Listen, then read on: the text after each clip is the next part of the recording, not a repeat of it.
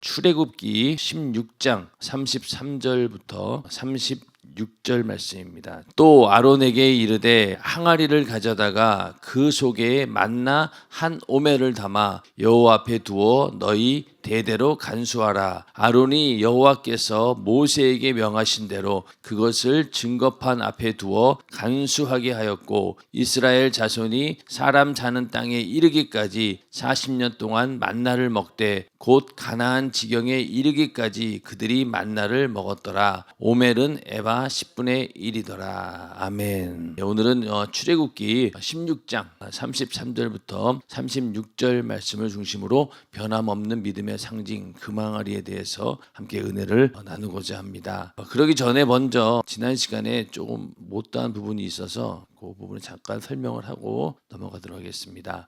말씀을 우리가 신비에다 새기라고 했는데 그 가운데 성경에 보면은 삼손이라고 하는 인물이 나오죠. 삼손. 하나님께서는 이스라엘을 블레셋에게서 지켜주시려고 나실인인 삼손에게 엄청난 힘을 주시고 그 힘의 근원인 머리털에 삭도를 대지 말라고 말씀하셨습니다. 그러나 삼손은 블레셋 미인 들릴라의 무릎에서 녹아나고 말았습니다. 들릴라가 어디서 그런 힘이 나느냐고 몇 번 물어볼 때까지만 해도 삼손의 마음속에는 하나님 말씀이 살아있어서 그 힘의 근원을 발설하지 않았습니다. 하지만 들릴라가 물어보고 또 물어보니까 그만 하나님 말씀이 마음속에서 스스로 스르르 지워지고 말았습니다. 자, 삼손은 나실인입니다. 그래서 머리를 이렇게 자르면 안 되었는데 이 들릴라라고 하는 블레셋 여자죠. 거기에 그냥 미인계에 넘어가가지고 결국은 그 힘의 근원을 발설하고 말았습니다. 그래가지고 결국 그가 힘을 잃게 되고, 그래서 블레셋에 끌려가가지고 마치 그 짐승처럼 취급을 받게 되고, 그러다가 마지막에 하나님께서 한 번의 기회를 주셔서 그 자리에 있는 블레셋 사람들을 다 이제 물리치고 그리고 죽는 그런 삼손의 이야기가 나오는데, 여기서 이제 중요한 건 뭐냐면은 처음에는 이 삼손이 하나님 말씀을 계속 붙들고 있었어요. 그 힘의 근원을 발설하지 말라고 하신 하나님 말씀을 계속 지키고 있었는데, 들릴라가 계속 물어보고 또 물어보니까 얼마나 이게 참 여자가 대단한지 끝까지 이렇게 즐기게 물어보니까 또 이 여자를 또 사랑하는 마음에 어쩔 수 없이 그냥 발설하고 만 거예요. 그랬더니 결국은 그런 결과를 가져온 겁니다. 그런 것처럼 우리도 이 하나님 말씀이 우리의 신비에 새겨졌어요. 근데 이것을 계속해서 지우려고 하는 마귀 역사가 있다는 거죠. 마귀 역사가 한 번으로 끝내지 않습니다. 한 번 또 시도하고 두 번 시도하고 세 번 시도하고 끝까지 넘어질 때까지 계속 마귀 역사도 이 들릴라처럼 막 계속 시도하는 거예요. 그러다 보니까 점점 그 말씀이 지워지게 되고, 결국은 그러다 보면은 하나님 말씀대로 살지 못하게 되고 하나님 말씀을 떠나게 된다는 거죠. 그렇게 우리기 때문에 우리가 하나님 말씀을 희미하게 만드는 여러 가지 요소들이 있습니다. 그런 것들을 우리는 잘 분별을 해야 된다는 거죠. 그래서 세상의 지식이라든가 또 세상의 학문이라든가 이런 것들이 자꾸만 하나님 말씀을 희미하게 만들어요. 그래서 우리가 하나님 말씀을 순수하게 내가 신비에 새기고 있었는데 어느 날 누구의 말을 듣고 누구의 강의를 듣고 또 어떤 책을 보고 그랬더니만은 내가 들었던 말씀이 이게 그게 아닌 것 같은데, 이렇게 틈을 주는 순간부터 원래 있던 순수한 말씀들이 점점 희미해져 버리고, 결국은 그러다 보면은 내 속에서 그 말씀이 지워지게 되고, 결국 그 말씀이 절대적인 생명이 되지 않고 또 절대적인 진리가 되지 않고 이럴 수도 있고 저럴 수도 있는 거 아닌가 이러면서 그 말씀에서 벗어나게 된다는 겁니다. 그래서 우리는 한번 새겨진 그 말씀이 절대로 지워지지 않도록 지우려고 하는 그 마귀 역사를 다 이겨내야 된다는 겁니다. 그렇게 해서 신비에 새겨진 말씀을 지키는 우리 모두가 되기를 주님의 이름으로 축원합니다. 자, 이처럼 말씀이 희미하다가 아예 지워지면 순간에 망하고 맙니다. 내 심령에 새긴 하나님 말씀이 영원히 지워지지 않게 해야 합니다. 왜 종이나 양피가 아니라 돌에다 하나님 말씀을 새겼겠습니까? 오래도록 지워지지 말라고 그랬습니다. 그리고 돌비보다 신비가 더 오래 갑니다. 아니 영원합니다. 그러므로 하나님 말씀이 지워지지 않도록 생생하게 우리 신비에 새겨야 합니다. 아멘. 절대로 이게 지워지면 안 된다는 거예요. 자, 그 다음에 또 이제 어떤 인물이 나오냐? 노아라고 하는 인물이 나오죠. 이게 반대의 경우가 되겠습니다. 노아는 자신의 신비에 하나님 말씀을 영원히 새겼던 당대의 유일한 사람입니다. 노아야 방주를 지어라 하신 하나님 말씀에 노아는 수없는 날 동안 방주를 지으면서도 하나님의 목소리가 지워지지 않았습니다. 주변에서 아무리 방주 건축을 반대해도 지워지지 않았습니다. 해가 갈수록 오히려 또렷해졌습니다. 자, 노아는 한번 하나님께서 노아야 방주를 지어라 라는 그 말씀이 그 신비에 새겨지는 순간부터 변하지 않았다는 거예요.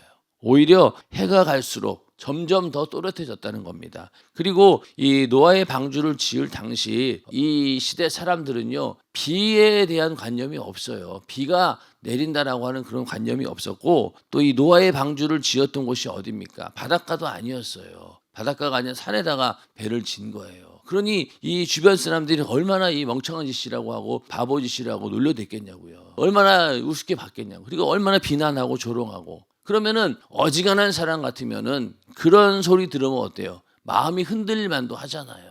비라고 하는 것을 본 적이 없고 이게 홍수가 난다는 것을 경험해 보지 않는 그런 사람들이 그것도 산에다가 저렇게 큰 배를 짓는다고 하니 거기에 대해서 얼마나 많은 사람이 비난했겠냐고. 근데도 지워지지 않았다는 거예요.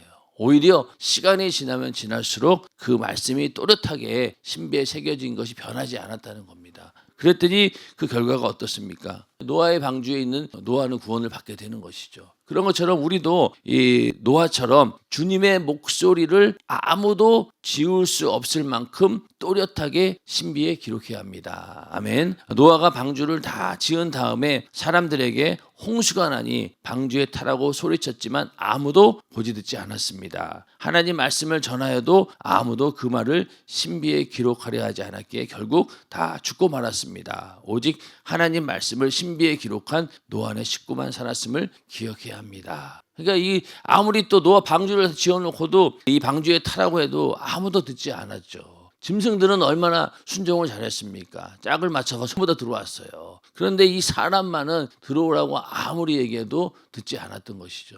그래서 이 노아의 방주 어떤 그림을 보니까 이 노아의 방주가 물이 막 차 올라왔을 때 이 노아의 방주 바로 옆에 있었던 사람들이 막 이제 그제서야 물속에서 막 방주를 두드리는 그런 그림이 있더라고요. 그러니까 이 방주가 물에 막 떠오를 때 그 바로 주변에 있던 사람들은 방주가 있는 거 뻔히 보고도 물속에 잠겨 있을 때 막 방주를 막 붙어가지고 들어가려고 해도 그때는 이미 늦은 거죠.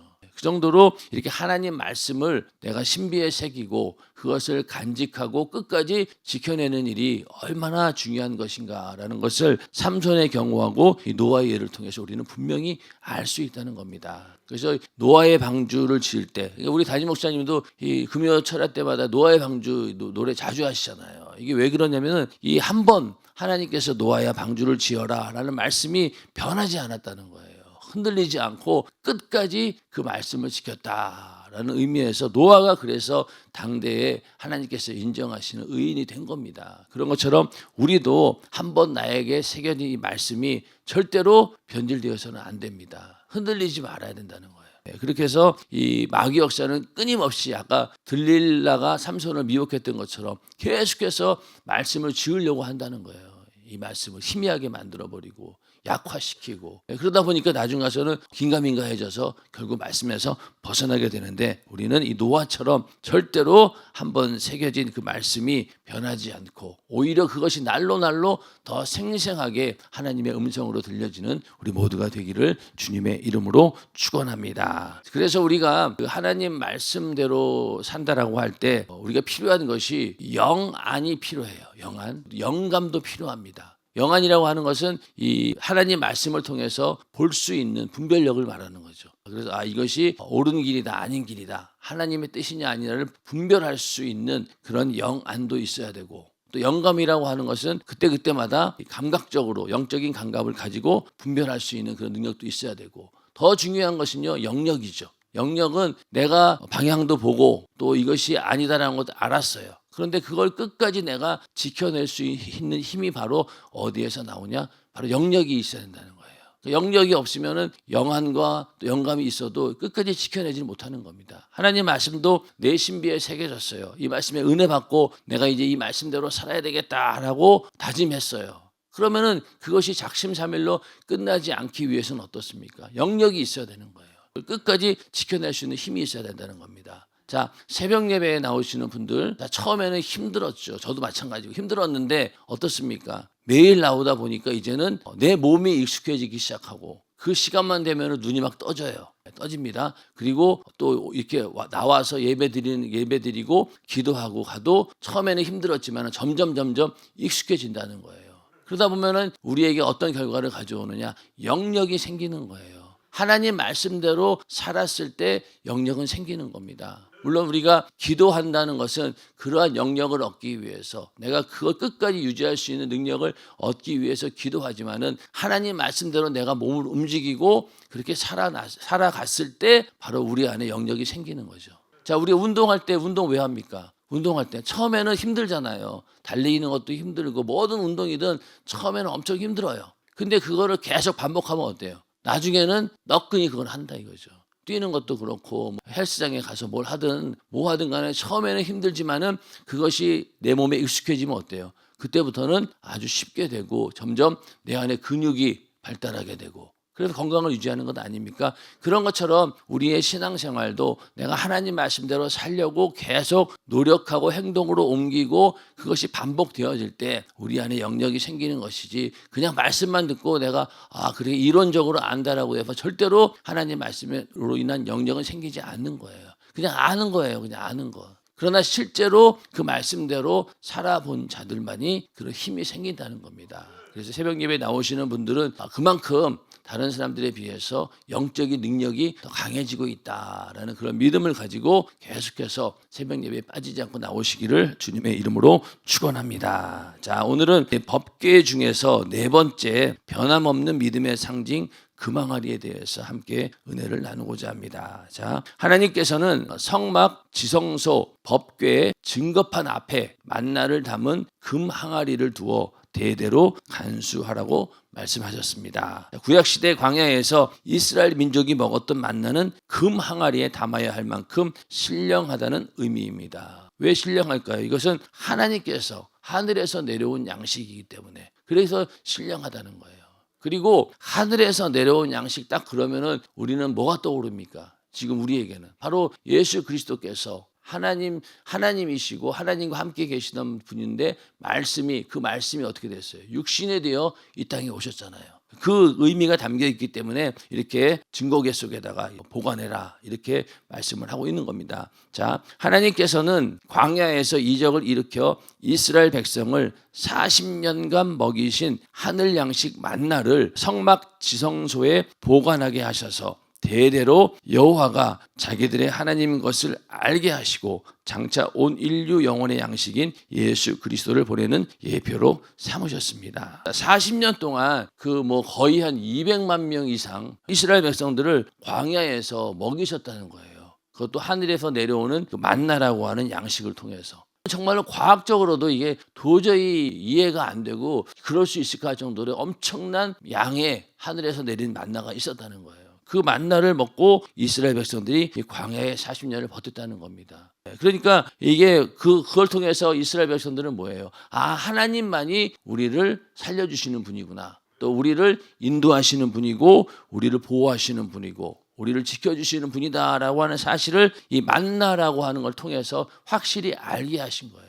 광야 40년 동안 이스라엘 백성들에게 하나님께서 계속 주제하고 있는 건 뭐냐면은 너희는 하나님 없이는 살 수 없는 그런 민족이다. 하나님이 없이는 너희는 절대로 존재할 수 없는 이런 민족이다라는 사실을 계속 이렇게 보여준 거예요. 그 가운데서도 이 만나를 통해서 확실히 알게 하신 거죠. 자, 우리도 오늘날 주기도문에 뭐가 있습니까? 일용할 양식을 주옵시고 이렇게 말씀하고 있죠. 그러니까 우리도 마찬가지로 하나님께서 주시는 이 양식이 없이는 도저히 살 수 없는 자다. 육신의 양식도 마찬가지고 내 영혼의 양식도 마찬가지로 하나님께서 우리에게 주시지 않고는 절대로 내는 살아갈 수 없다. 라는 것을 보여준다는 거죠. 이 만나도 그런 의미를 가지고 있다. 그리고 예수 그리스도를 보내줄 것이다. 인류 영혼의 양식, 인류를 살리는 양식으로 예수를 보내주실 것이다. 라는 것을 예표하기 위해서 이렇게 법궤 안에다가 만나를 담은 금 항아리를 넣어두라는 겁니다. 자, 예수께서 이 땅에 오셔서 자신의 살과 피를 주시며 내 살을 받아 먹으라 내 피를 받아 마시라 라고 말씀하셨습니다. 풀 한 폭이 구경할 수 없는 광야에서는 하나님이 내려주신 만나로만 하루하루를 살 수 있었듯이 영적 광야인 이 세상에서는 예수의 살과 피로만 우리 영원히 살 수 있습니다. 자, 광야에서 만나를 먹어도 다 죽었으나 예수의 살과 피를 먹고 마신 자는 영원히 살리라는 말씀처럼 우리는 유대 민족이 광야에서 먹은 만나와 비교할 수 없는 신령한 양식을 예배 때마다 풍성히 먹고 마시고 있습니다. 아멘. 자, 이 하나님께서 내려주신 만나, 그 대단한 이적이죠. 그러나 그 만나는 아무리 먹는다 한들 육신의 목숨은 연장할 수 있겠지만은 그러나 죽음 이후에 영원한 삶은 주지 못합니다. 맞습니까? 만약에 만나를 지금 이 시대에 우리에게 준다고 하나님께서 우리에게 일용할 양식을 주셔요. 그러나 그 일용할 양식을 가지고 우리의 하루하루 목숨은 유지할 수 있겠지만은 내 영혼의 양식, 내 영혼을 살고 죽게 하는 양식은 되지 못한다는 거예요.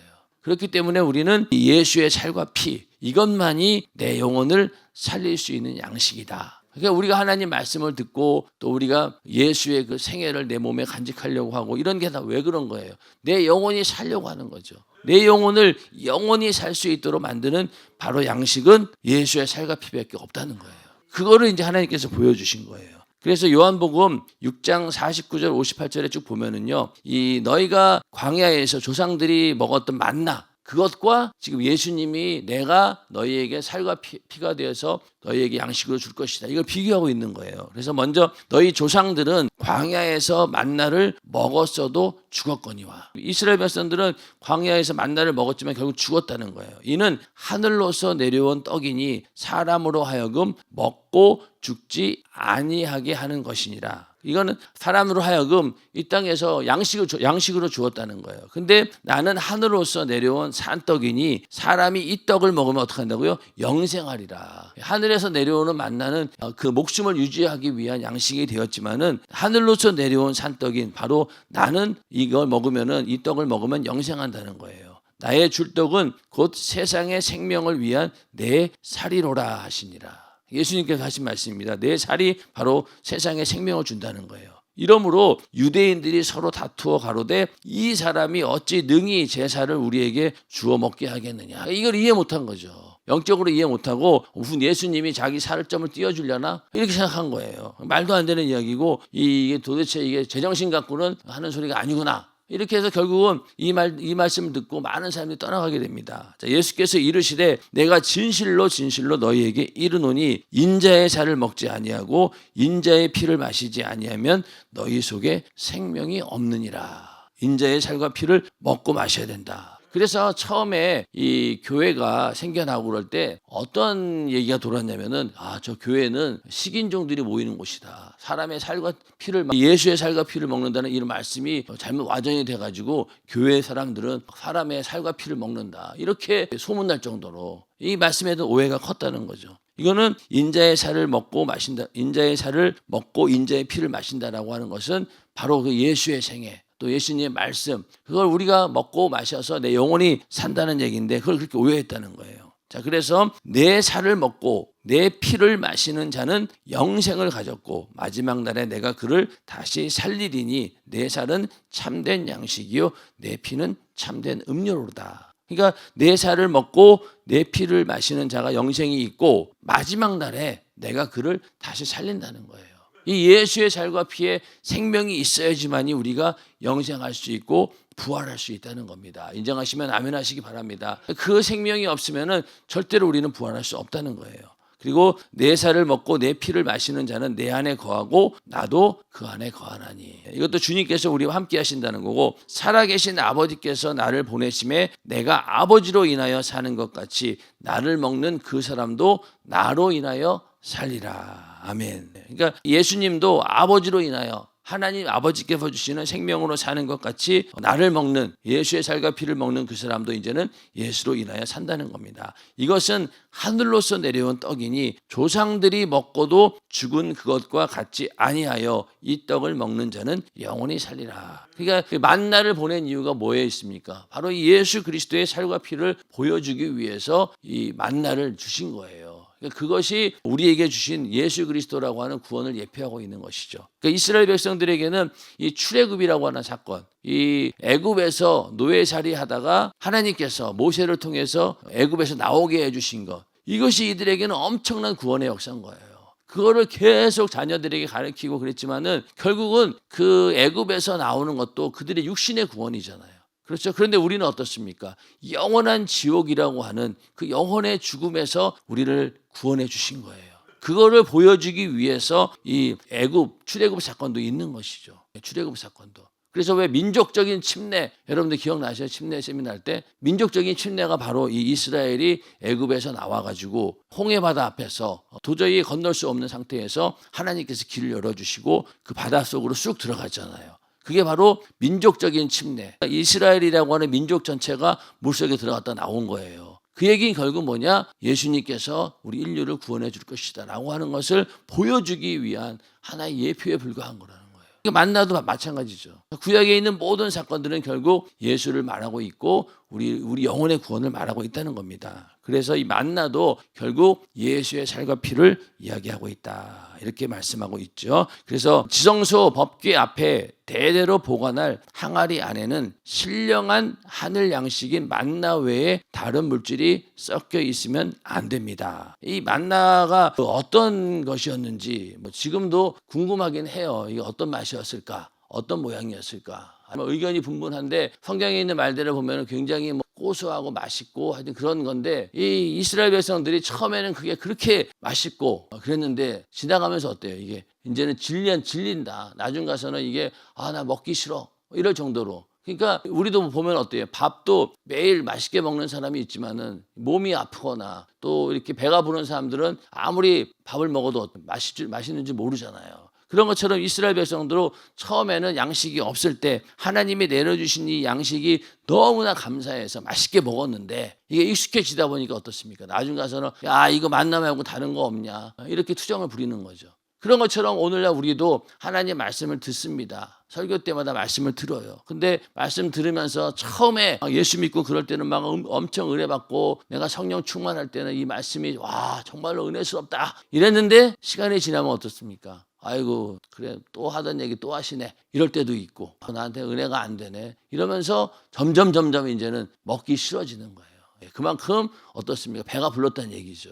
그러니까 그때부터는 이제 점점 내 영혼이 오히려 곤고해지기 시작합니다. 그래서 교회에 와서 앉아있기는 앉아있지만은 말씀이 들려오지 않으니 그 말씀에 생명이 되지 않으니 영적인 곤고함이 있을 수밖에 없는 것이죠. 그래서 우리가 정말로 처음에 내가 예수 믿고 은혜가 충만할 때 그때 내가 하나님 말씀을 들으면서 정말로 맛있게 하나님의 양식을 먹었던 것처럼 그런 상태를 우리는 계속 유지해야 됩니다. 그래야지만 내 영혼이 살 수 있는 거예요. 그리고 이 만나 외에 다른 게 섞여 있으면 안 된다는 겁니다. 그러니까 오늘날도 하나님 말씀 외에 다른 것들이 섞여 있으면 안 된다는 거죠. 담임 목사님께서 오직 강단에 설교하실 때 예수만 말하려고 하고 성경에 있는 말씀만 말하려고 하는 이유도 바로 여기에 있습니다. 다른 게 섞이면 안 되는 거예요. 다른 게 섞이면. 근데 오늘날 설교 중에 많은 사람들이 보면은 다른 게 자꾸 섞여 들어가요. 다른 게. 그러다 보니까 설교를 들을 때는 막 재미있고 즐겁고 육신이 기뻤지만은 나중에 가면 내 영혼에 남는 게 없어요. 남는 게 없습니다. 그래서 절대로 다른 물질이 섞여서는 안 된다. 대제사장이 지성소에 들어가서 법궤에 둔 항아리 뚜껑을 열면 언제나 그 속에 만나만 담겨 있어야 했습니다. 오늘날도 성령님을 모셔서 자기 심령을 지성소로 삼은 거룩한 그리스도인은 언제든지 심령을 열어보면 하늘 양식인 생명의 말씀, 은혜의 말씀만이 있어야 합니다. 자, 오늘날 우리는 성령을 내 안에 모신 성령의 전입니다. 그러므로 내 안에 이 법궤가 있다라고 하면 지성소니까 법궤가 있다고 하면은 분명히 그 앞에는 뭐가 있어야 되느냐? 만나가 있어야 된다는 거예요. 근데 그 만나가 다른 것으로 변질되어서도 안 되고 오직 생명의 말씀, 은혜의 말씀만 있어야 된다는 거죠. 딱 뚜껑 열었을 때 오직 예수와 예수 믿으세요 하는 복음 전도의 말씀이 나와야 합니다. 그런데 심령의 뚜껑을 열어보니 정작 거기에 악취가 나는 더러운 것, 차마 눈뜨고 볼 수 없는 못된 것만 잔뜩 들어있다면 그 사람을 어디에 쓰겠습니까? 자, 우리가 성령을 모신 성령의 잔으로서 내 안에 지성소가 이루어진 거예요. 그러면 그 안에 있는 법궤 앞에 있는 만나 항아리를 딱 열었는데 만나가 있어야 되는데 만나 말고 막 다른 게 있는 거예요. 그럼 어떻게 되겠어요? 이게 과연 제 역할을 하냐는 거죠. 성령의 전으로서 제 역할을 못한다는 겁니다. 그러니까 그런 것들이 못된 것들이 잔뜩 들어있으면 안 된다. 오직 하나님 말씀만 있어야 된다는 거예요. 그래서 예전에 담임 목사님께서 막 쿡 찌르면은 뭐 예수가 나와야 되고 이쪽을 찔러도 예수가 나오고 여기를 찔러도 예수가 나오고 그런 것처럼 왜 우리도 몸을 찔르면 어때요? 피가 똑같은 피가 나오잖아요. 빨간 피가. 뭐 여기 찔르면 노란 피 나오고 저기 찔르면 파란 피 나오고 그런 게 아니잖아요. 다 똑같은 피가 나오는 것처럼 우리가 어디를 찔러도 예수가 나와야 된다는 거죠. 자연스럽게. 그러다 보면은 결국 전도할 때도 예수 믿으세요라고 하는 말이 굉장히 자연스럽게 나온다는 거예요. 근데 다른 게 들어있고 하다 보면 이게 잘 안 나오는 거죠. 하나님의 말씀이 내 안에 젖어 있지 않기 때문에 말씀이 안 나온다는 거예요.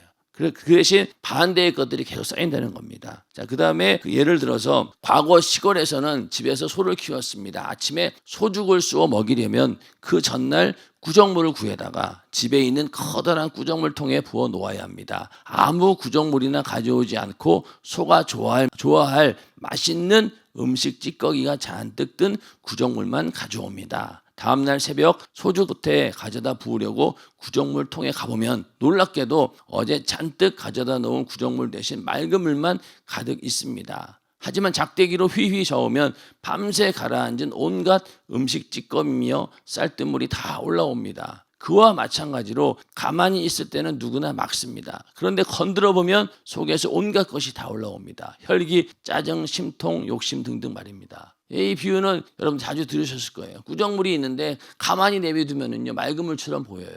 근데 다시 한번 휙 저으면 어때요? 다 올라와요. 그러니까 우리도 예수 믿고 성령이 충만하고 하나님 말씀대로 산다 하지만은 그 상태가 어떤 거냐? 구정물이었지만은 그냥 가만히 이렇게 다 가라앉아 가지고 맑은 물만 보이는 상태인 거예요.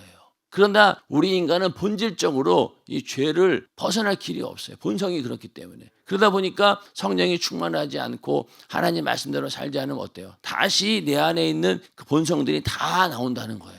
이 구정물이 다 휘젓는 것처럼. 그래서 이거를 우리가 막아내야 되는데, 자, 예수께서는 어떤 악한 자가 심령을 뒤흔들어 놓을지라도 절대로 요동하지 말라고 당부하셨습니다. 자, 누구든지 내 오른편 뺨을 치거든 왼편도 돌려대고 흔들리지 말라는 거죠. 심령을 뒤흔들어 놓아도 요동치 말라는 거예요. 속옷을 가지고자 하거든 겉옷까지 가지게 하며 또 누구든지 억지로 오리를 가게 하거든 심리를 동행하고 그리고 70번씩 7번이라도 용서하라 하고 말씀하셨습니다. 자, 이 얘기는 뭡니까? 내 안에 하나님 말씀이 있다면은 흔들리지 말라는 거죠. 요동치지 말라는 거예요. 아까 그 구정물 휘젓듯이 휘 저을 때 거기에서 그 휘 저을 때 내 안에 있는 것들이 나오지 말고 이제 뭐가 나와야 된다는 거예요.